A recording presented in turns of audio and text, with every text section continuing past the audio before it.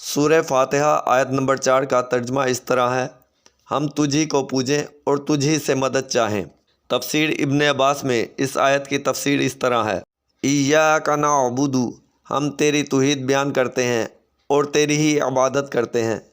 و ایاک نستعین، اور تجھ ہی سے عبادت کے ذریعے سے مدد چاہتے ہیں اور تجھ پر تیری اطاعت پر بھروسہ رکھتے ہیں۔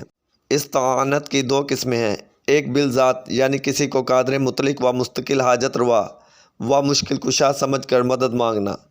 ایسی مدد اللہ تعالیٰ عز و جل ہی کے لیے مخصوص ہے۔ کسی کو مخلوق میں ایسا سمجھنا کفر و شرک ہے۔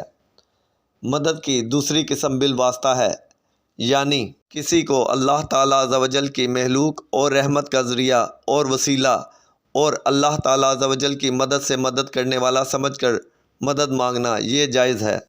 انبیاء کرام و اولیاء اعظام کو روحانی ذریعہ سمجھ کر یہ کہنا کہ آپ اللہ تعالیٰ عز و جل کے حکم سے ہماری مدد کیجیے، یا اللہ تعالیٰ عز و جل سے دعا کیجیے کہ ہمارا یہ کام ہو جائے، یہ ان کی زندگی میں بھی جائز ہے اور ان کے انتقال کے بعد بھی جائز ہے، کیونکہ انبیاء کرام علیہ السلام حیات حقیقی کے ساتھ اور شہداء اور اولیاء اعظام حیات برزخ کے ساتھ زندہ ہیں، جیسا کہ قرآن کریم کی آیات و حدیث سے ثابت ہے۔ یہاں اسباب ظاہری کے ذریعے کسی سے مدد مانگی جائے، یہ جائز ہے۔